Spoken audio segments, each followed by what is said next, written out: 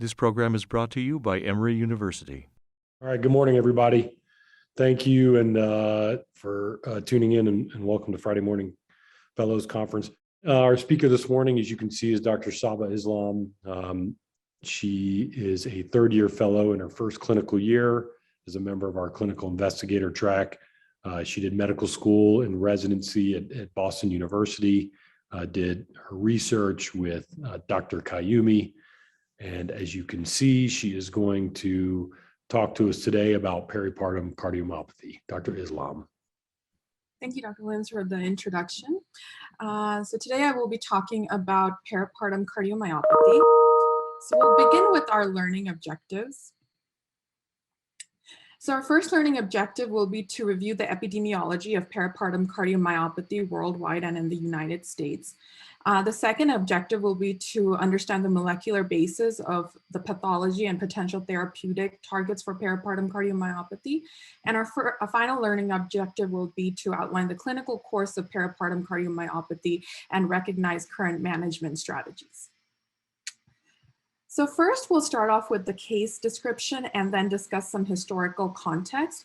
And then the outline of the talk will largely coincide with the learning objectives. We'll go over the epidemiology, then the pathophysiology, and then finally, what is more applicable to us on a day-to-day basis, the clinical course and management considerations.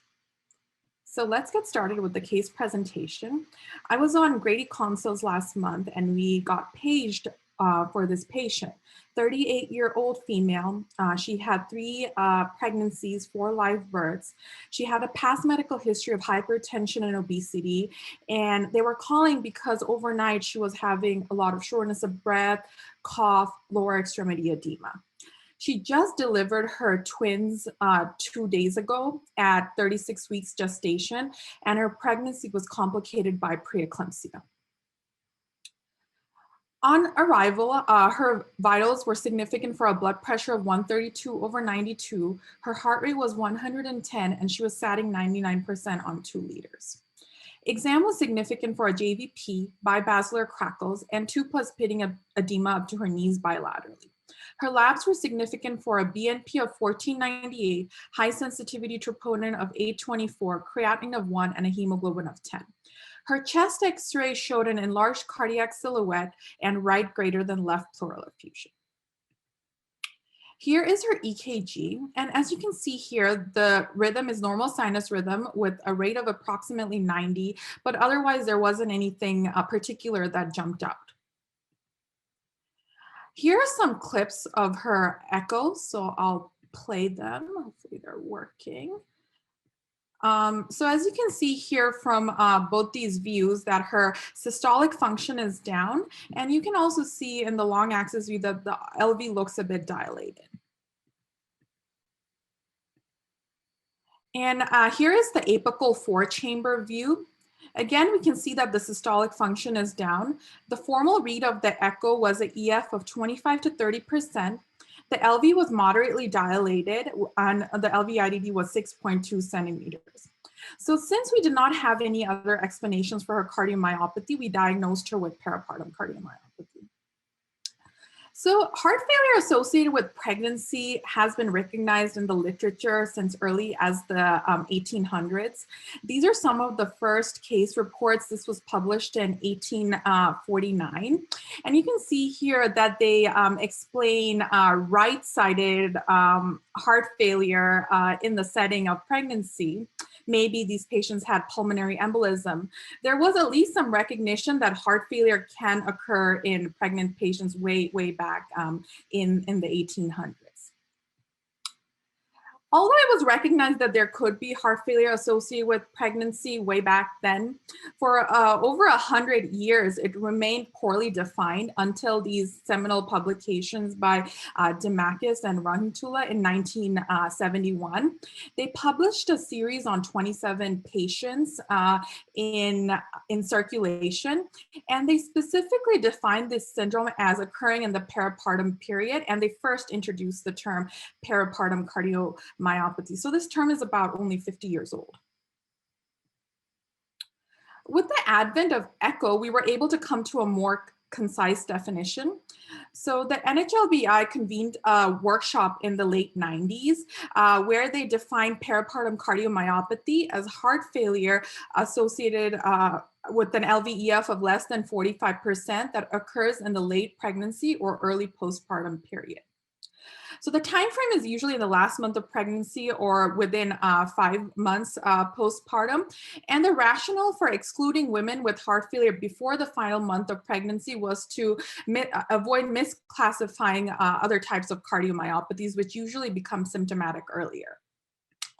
And it is important for us to note that there should not be any other identifiable cause of heart failure before we diagnose a patient with peripartum cardiomyopathy. Now that we've reviewed the definition, we can switch over to discussing the epidemiology, which coincides with our first learning objective. It's interesting to note that the incidence of peripartum cardiomyopathy varies widely across the world. In Haiti, the incidence is 1 out of 300, while in Nigeria, it's much higher, 1 out of 102. And we don't really know why it is, but some hypothesis could be, it could be related to racial background, nutritional deficiencies, high prevalence of preeclampsia in these communities. In the US, which we will focus on, the incidence is thought to be anywhere between 1 in 1,000 to 4,000 live births. And the range in incidence is thought because of population demographics, how we define it, and also underdiagnosis and misdiagnosis. So in this study by Colty et al., they used the nationwide inpatient sample, which looks at hospital discharge records. They found out that the incidence was 1 in 968 between 2004 and 2011. In the same study, they noted that the incidence has actually increased over time. In 2004, the incidence was 8.5 out of 10,000 live births, while in 2011, it was 11.8 out of 10,000 live births. And the thought is that this increase may be secondary to an increase in maternal age, better diagnosis, which is good, increase in multifetal pregnancies, which we have seen due to the advent of assisted reproductive technology, increased prevalence of preeclampsia, as well as other comorbidities, including hypertension, obesity, and diabetes. The incidence of peripartum cardiomyopathy varies a lot by age. Most of the cases, over 50%, occur in women over the age of 30. So when you look at women over 40 and under 20, the odds ratio is 10. So these women are 10 times as likely as women under 20 to be diagnosed with peripartum cardiomyopathy. And there's large differences in incidence by race. So these are some of the studies that have looked into this. So again, Colty et al., the study that I cited earlier, between 2004 and 2011, 40%, greater than 40% of the cases were in Black women, 50% were occurring in the South. So we need to be aware in our clinical practice here. In California, between 96 and 2005, the incidence in Black women was 1 in 1,400 compared to 1 in 4,000 in white women. Georgia, Tennessee, in the early 2000s, 16 times higher incidence in Black versus white women. In Southern California, again, a similar time period to the second study, they noted that Black patients were younger, had a higher prevalence of hypertension, and had a lower rate of recovery in the future. And in this study done in North Carolina, a smaller time period, they noted that not only was the incidence higher, but the fatality rate at 5-year follow-up was also 4 times higher in Black versus white women. So there are large disparities in incidence in peripartum cardiomyopathy by race across varied time periods, across many different geographic locations in the US. Moving on to some comorbidities. So preeclampsia is a big predisposing factor. In this meta-analysis that covered 22 studies, they had 979 cases of peripartum cardiomyopathy, and they noted that preeclampsia, the prevalence of preeclampsia was 22%. In the population level, the prevalence is 3 to 5%. So in the patients diagnosed with peripartum cardiomyopathy, it's 4 times what it is in the general population. And in this study, they looked at other predisposing factors, and it includes hypertension and multi-gestation pregnancies. Other things that they noted include substance use, asthma, autoimmune disease. I was talking to Dr. Wenger yesterday, and she mentioned that another thing that could be a predisposing factor is sleep apnea, but there haven't been any studies that have been done on this. Our patient had a constellation of these risk factors. So she was older, she was Black race, she had hypertension, she gave birth to twins, she had preeclampsia. So all of these predisposed her to having a peripartum cardiomyopathy. Now the question is, now that we reviewed the epidemiology, the question is, what is the biological mechanism of this disease entity? And we will move on to the third part of our talk and discuss the pathophysiology. So we've actually learned quite a bit about the biological mechanism of peripartum cardiomyopathy over the last several years.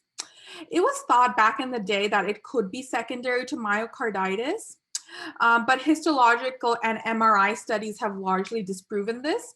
In the current hypothesis, a two-hit model is favored. It is thought that vascular insult caused by antivascular or hormonal effects of late pregnancy and early postpartum period induces peripartum cardiomyopathy in women who have a genetic predisposition. So there's multi-components to this hypothesis, and I will go over each one. First, we will discuss the genetic susceptibility. Then we will go over how the hormonal changes in pregnancy and antivascular effects arising largely from the placenta can lead to the pathogenesis. So first up, genetic predisposition. So Ware et al. Published a study in the New England Journal of Medicine, where they sequenced 43 genes associated with dilated cardiomyopathy in 172 women with peripartum cardiomyopathy. They found 26 truncating variants, most of which occurred in this TTN gene. And TTN encodes titin, which is, I think, one of the largest proteins in our body, and it is an essential component to the sarcomere. And truncating variants in this TTN gene have been implicated in other forms of dilated cardiomyopathy as well. And in this study, they noted that the presence of the TTN variant predicted lower EF at 12 months. It's interesting to note that TTN mutants were seen in 13% of Black women compared to 8% in white women, which could explain why there's a higher incidence and worse prognosis in Black women. And another interesting finding is that when Black women had the TTN gene, they did not have preeclampsia or hypertension, and vice versa. Those without the TTN gene had hypertension. And this suggests, all of this is, a lot of it may be largely theoretical, the pathophysiology that I'm describing, and we don't understand it completely. And this particular point shows us that the pathophysiology is likely heterogeneous. It's not the same for every single woman. Now let's talk about how hormones play a role. So in this study, which was published in 2007 in Cell, they made STAT3 knockout mice models. And in that case, you have higher oxidative stress, which stimulates the release of cathepsin D, which is CD.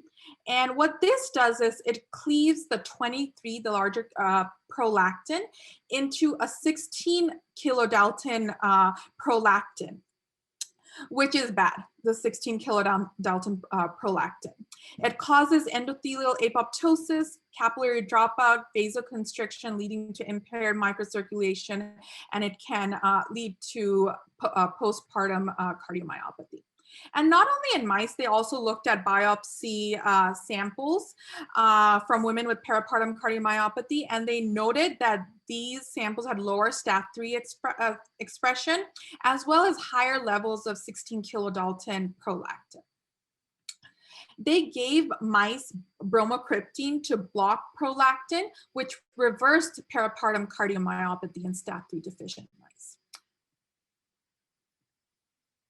So these findings suggest that inhibiting prolactin using bromocriptine could represent a therapeutic opportunity. And there have been trials that have looked into this.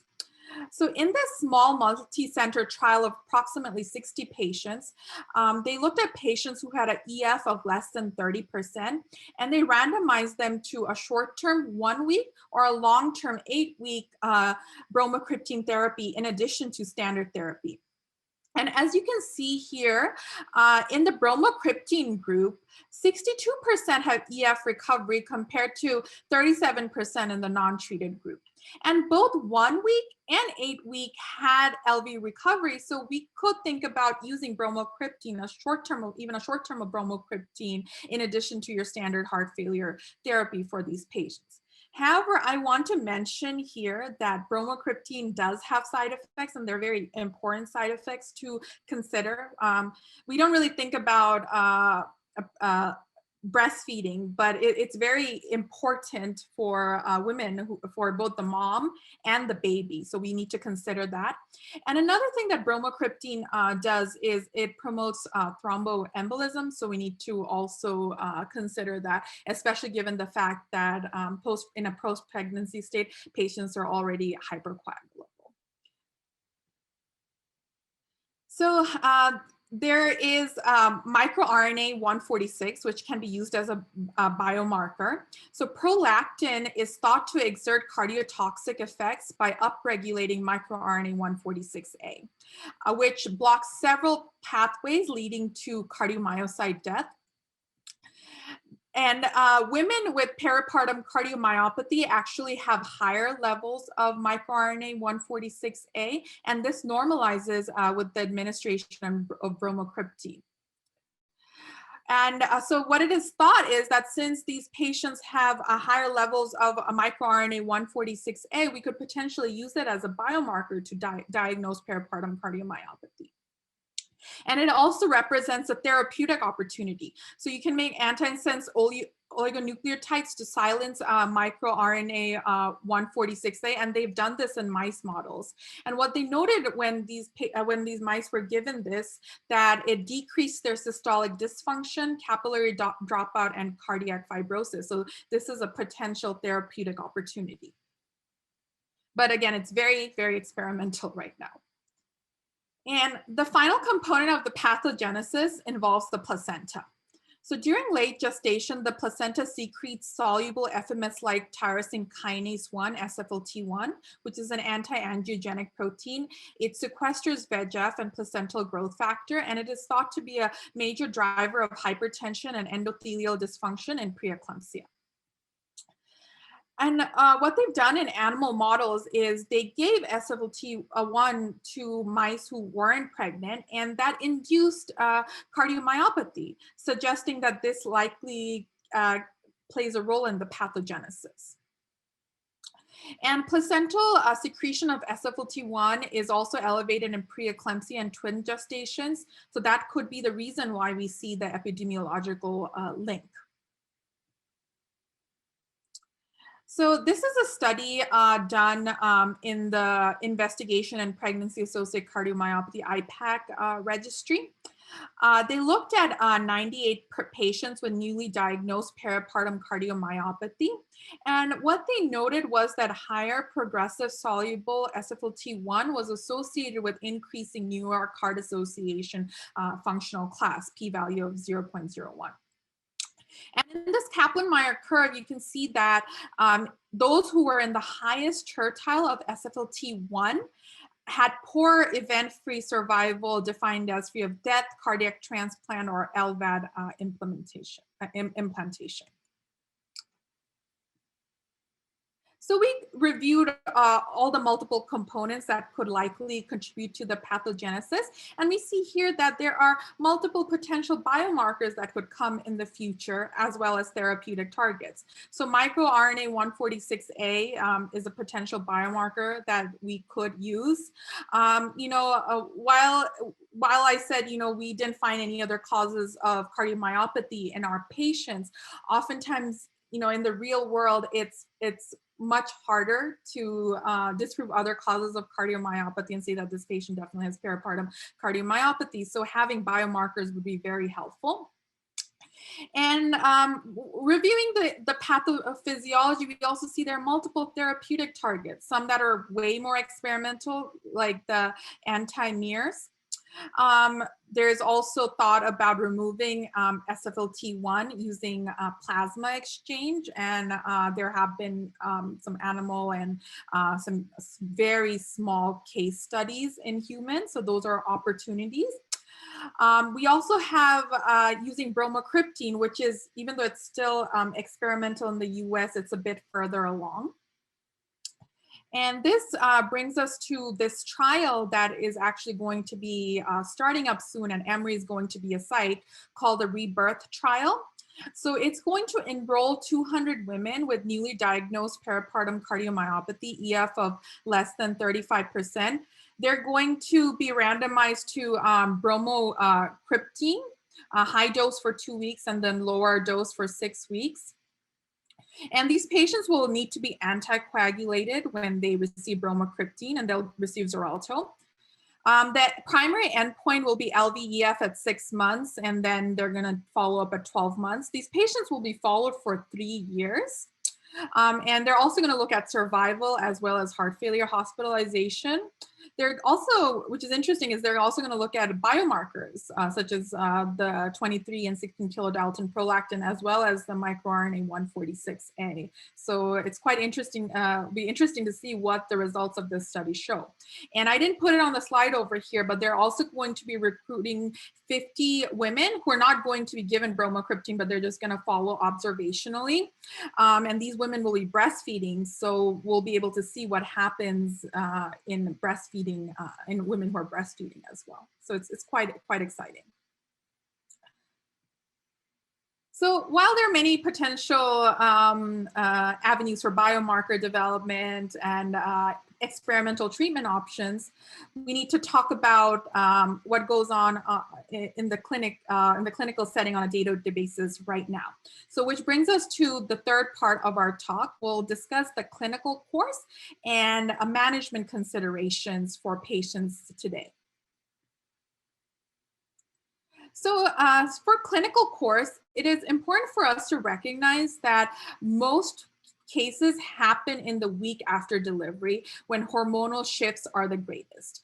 And you can see here with the red line, this represents elevated levels of prolactin and SFLT1, and these are the highest compared to a relative increase in cardiac output, which is represented by the black line.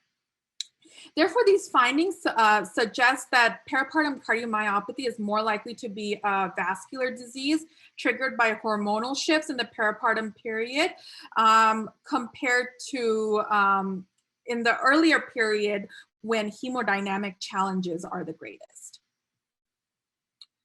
In terms of the symptoms, most women present with signs and symptoms of heart failure, which includes shortness of breath, orthopnea, paroxysmal nocturnal dyspnea, lower extremity edema. And the thing for us to recognize is that these symptoms can be confused with that of normal pregnancy.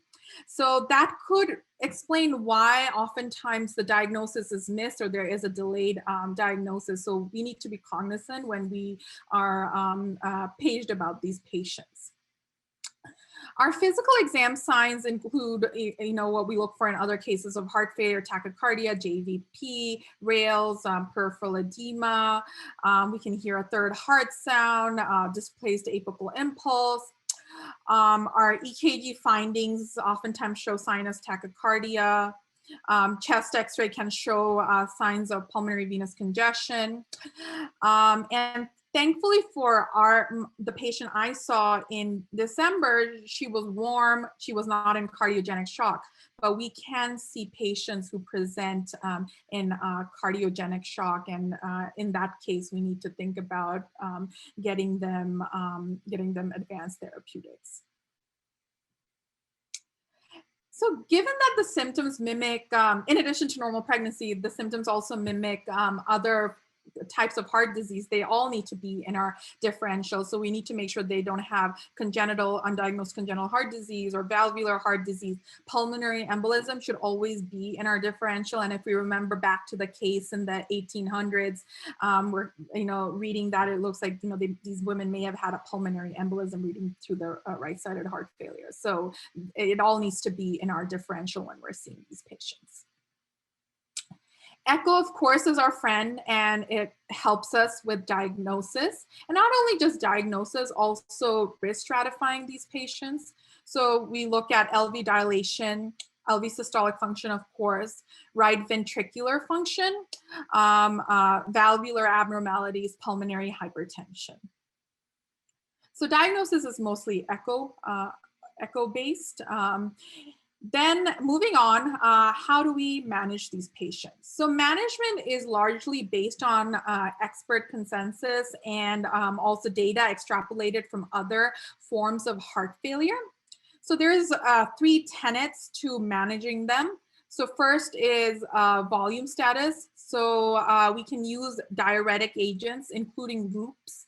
And if we use them pre-delivery, we need to make sure that we're not making patients hypotensive and also impairing uterine perfusion. And diuretic agents, and the next slide I'll go over medication safety in pregnancy and lactation, but diuretic agents, loop diuretics, are safe both in pregnancy and in the postpartum period. The next component is neurohormonal blockade, which we can do using ACE and ARBs postpartum, but we can't do them while the patient is pregnant. And beta blockers, however, are generally safe both while the patient is pregnant and also in the postpartum period and when the patient is breastfeeding.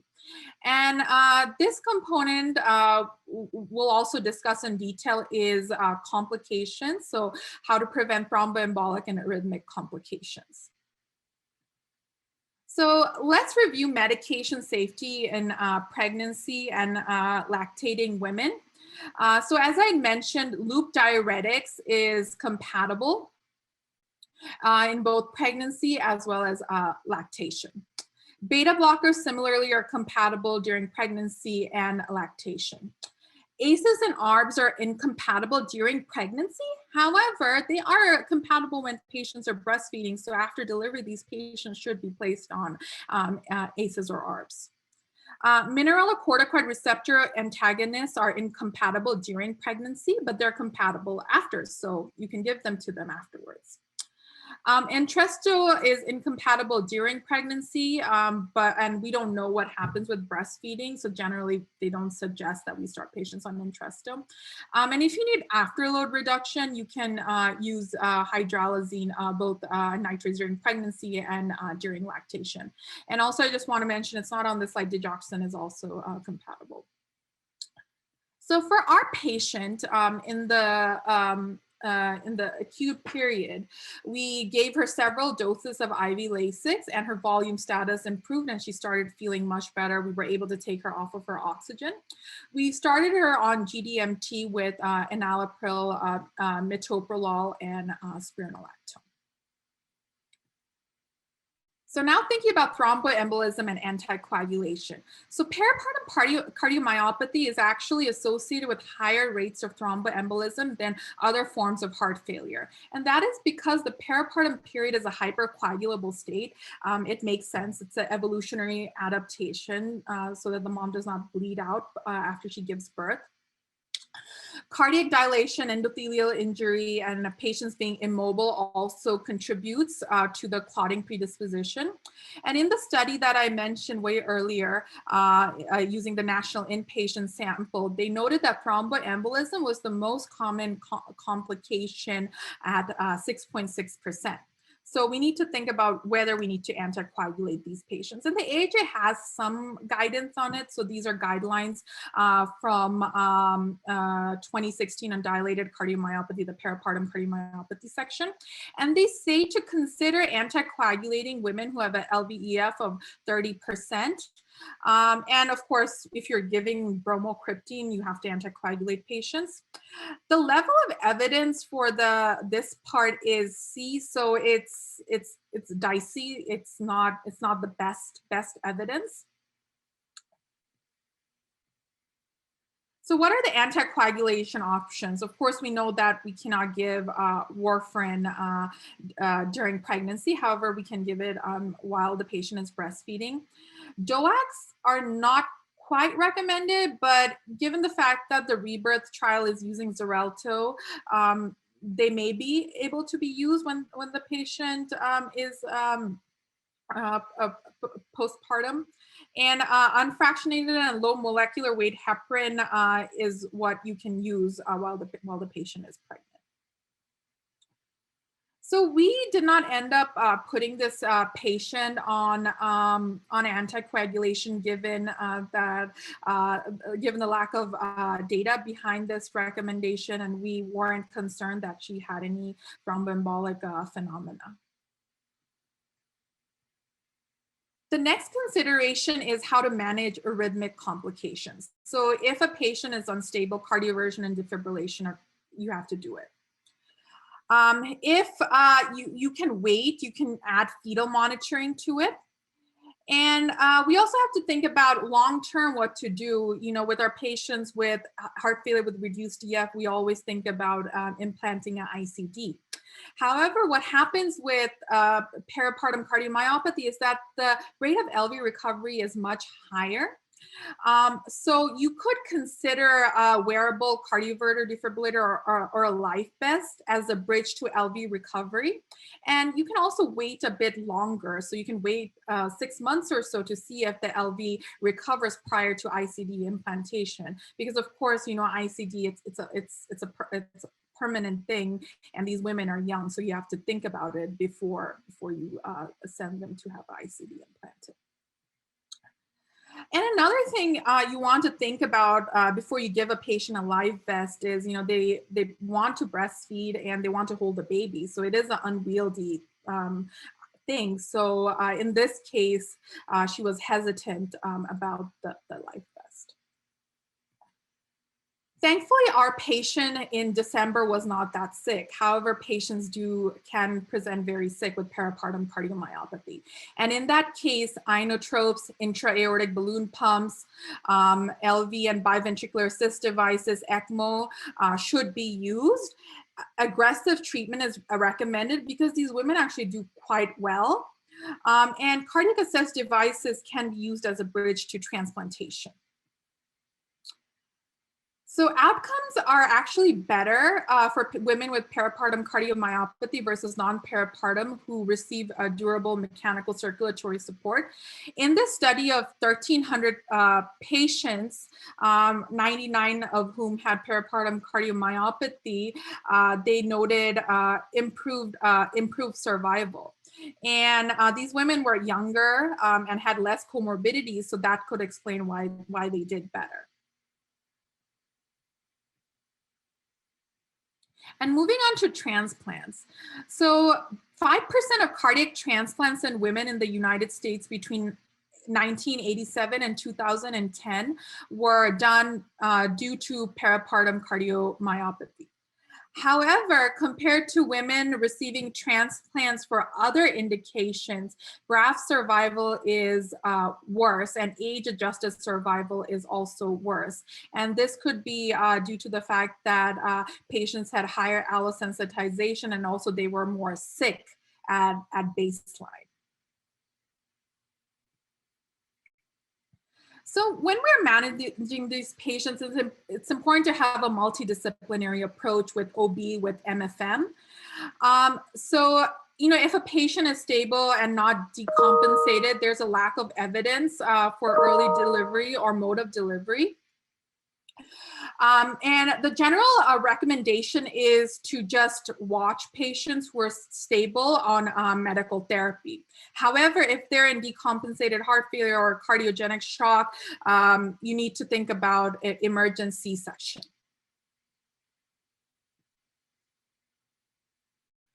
Finally, we have to think about breastfeeding in these women. And as cardiologists, this is not on our day-to-day radar. And I mentioned before that it is thought that the pathogenesis is hormone-mediated, prolactin-mediated. And with breastfeeding, you have an increase in prolactin. So should we tell women not to breastfeed? So this study looked at that. So they looked at 100 women, and they had a breastfeeding group and a non-breastfeeding group. And in the breastfeeding group, of course, the prolactin levels were higher, and they also had elevated CD8 cells. However, what they noted was that despite higher prolactin levels and increased CD8 cell, myocardial recovery was similar in both groups. So at present, we should still continue to encourage women to breastfeed because there are, again, multiple benefits to both baby and mom. So in our case, our patient, she had breastfed her other children, and she wanted to continue to do so, so we encouraged her.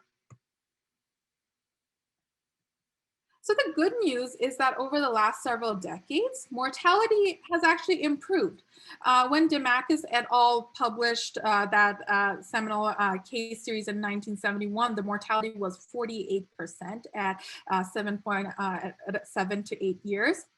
Now it's gone down to 1 to 4%. So it's good news for women. And also, most women actually have recovery of their EF. So 71% of women recover, but it is based on your initial LVEF.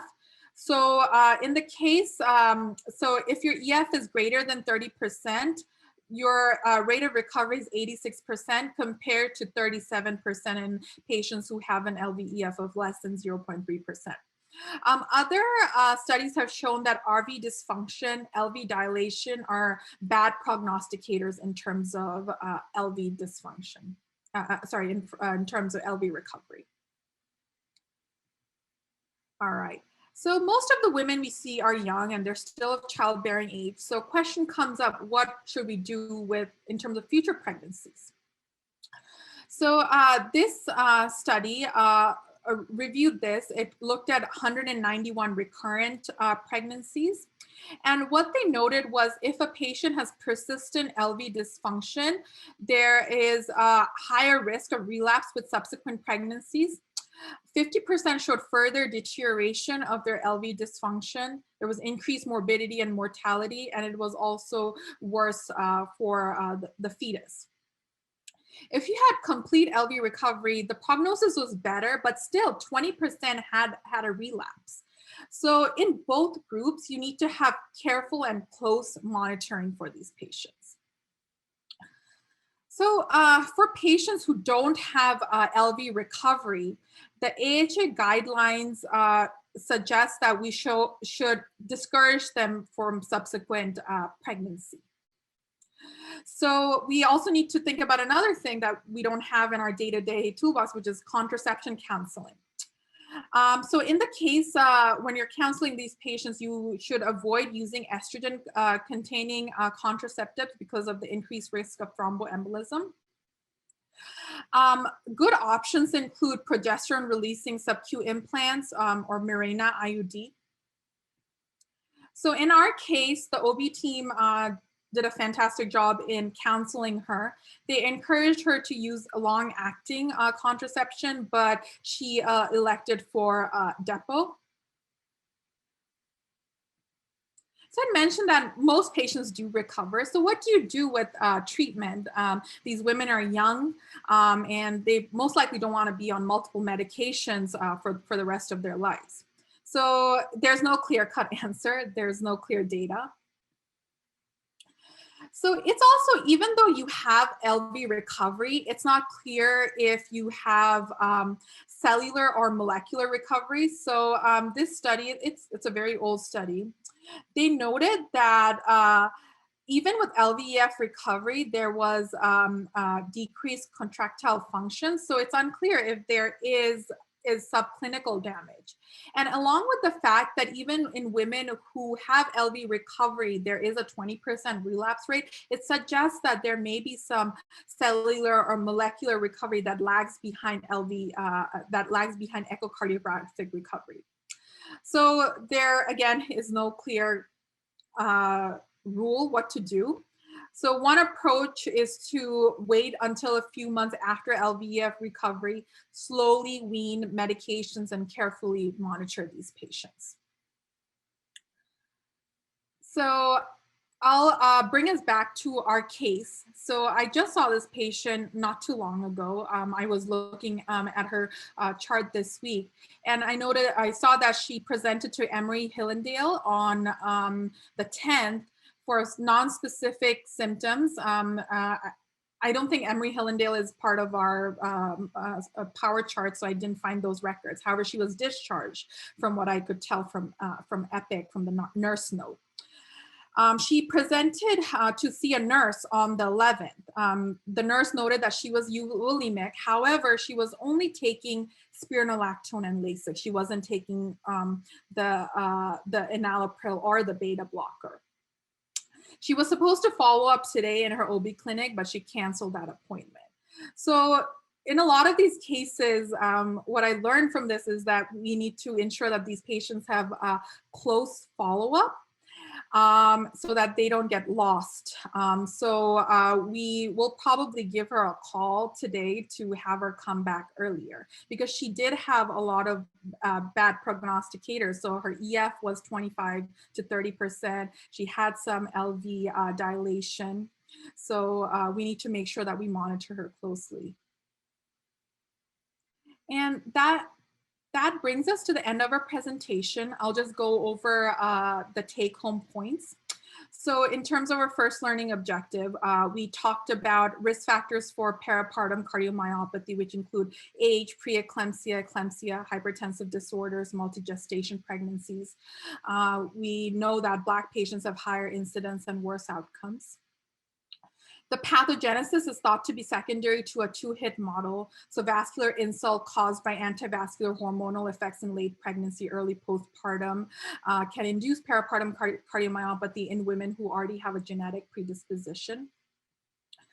For management, it is the GDMT that we use in other forms of heart failure. However, we need to understand which medications are safe while a patient is pregnant and also during lactation. ACE, ARS, mineralocorticoid receptor antagonists are contraindicated during pregnancy, but can be used post-delivery while the patient is breastfeeding. So we need to put our patients on that. We need to think about using anticoagulation. Even though the level of evidence is not great, we still need to think about it. It needs to be on our radar when we're approaching these patients. And bromocriptine is a potential emerging treatment option. It's very experimental right now, but there is a trial that will be starting here. And the good news is that the outcomes have improved over the last several decades. We need to aware that LVEF at presentation is a prognosticator, and that recurrence is high in future pregnancies. So we need to do adequate counseling, and we need to think about things like contraception and ensuring that we have a multidisciplinary team approach to following these patients. Thank you so much. I would like to thank Dr. Wenger, Dr. Winnie, Dr. Williams, Dr. Morris, who all helped me with the presentation. And I'm happy to answer any questions. Saba, thank you. That was a very, that was a tremendous review on a very interesting topic.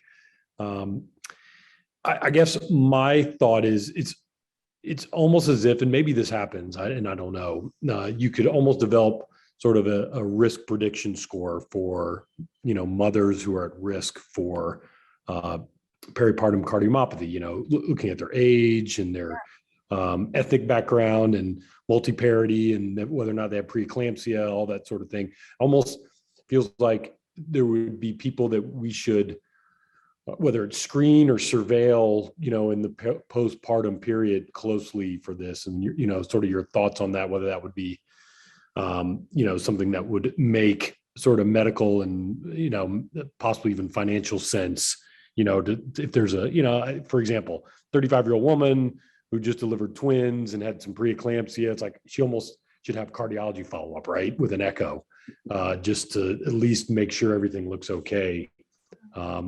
postpartum. That's actually a very fantastic idea. And I feel like I should talk to Dr. Morris and Dr. Kayumi about it. And, we can, if we have data, we can, develop a risk prediction tool for these patients using Emory data. So I think it's a fantastic idea, actually. Here's a question from the audience.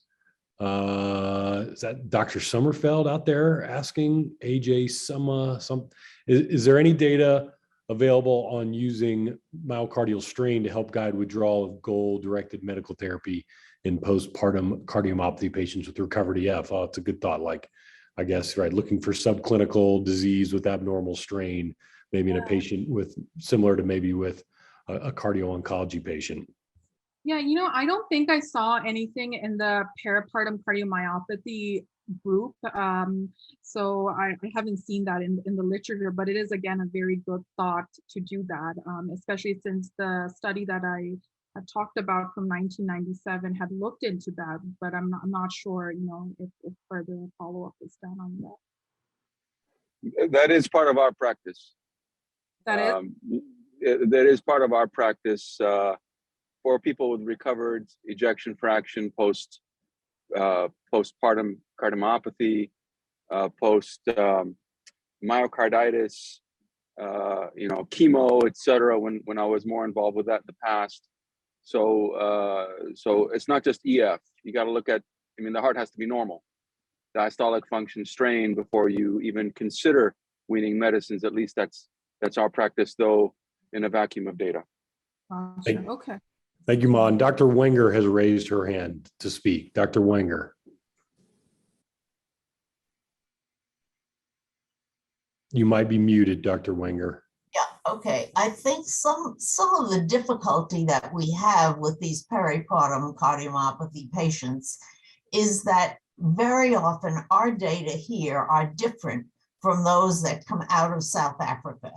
Having spent some time in Cape Town and where those patients were, there really is a paucity of antepartum data. So the data that they have for the bromocriptine relates just to the peripartum cardiomyopathy, and their data are different from some of the rest of the world. Here, what we see is that the post-delivery course is complicated by the fact that many of these patients have come to their pregnancy with hypertension, with LVH, possibly with left ventricular dysfunction that went undetected because it wasn't clinically evident. Many of them have had preeclampsia, and if they've had preeclampsia, they're not only at risk for heart failure, but they're at risk for subsequent coronary disease and stroke and additional venous thromboembolism. So that what we have to do is to realize we have to look at the ventricle not only as a result of the peripartum cardiomyopathy, but possibly contributed to by a preeclampsia or a hypertensive disorder, either of pregnancy or antedating the pregnancy. And this makes it complicated. And I think many of us are very gradual in terms of removing the medications.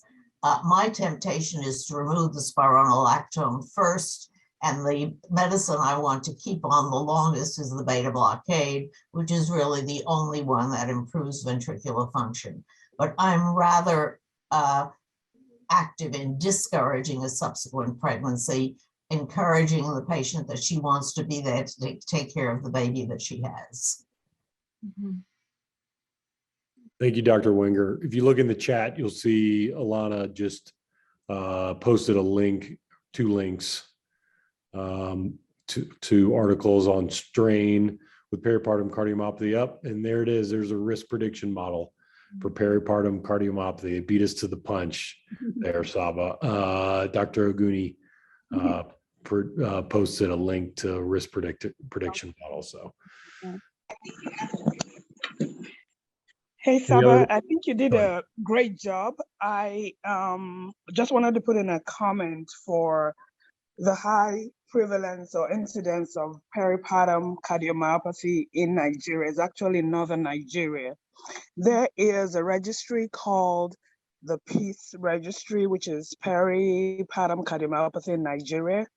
And I think that lessons we've learned so far is that there's a late presentation, and actually the rate of EF recovery is really low, and the mortality approaches about 20%, of course, for obvious reasons. But I think that we haven't had mechanistic studies to kind of find out why, but we'll have more information on that soon, because a third-year cardiology fellow, Zainab Mahmood at Washington University, who is on our ACCCVD in Women Committee, just got a Fogarty Fellowship. So after she graduates in July, she's going to be spending time in Nigeria doing mechanistic studies and understanding why women in Nigeria have the highest prevalence of postpartum cardiomyopathy. So I think in the years to come, we'll be able to understand this more. I think it goes beyond access to medications, late presentation, but understanding why these women have postpartum cardiomyopathy. So I just wanted to bring up that comment, but you did an excellent job reviewing this. Thank you, Dr. So these are mostly in northern Nigeria, you said, so maybe a genetic predisposition in that community? No, I think it goes beyond that. In northern Nigeria, you have multiparity, you have multiple gestations, you have both advanced maternal age as well as young maternal age. So most of the risk factors you highlighted, we see a whole lot in northern Nigeria.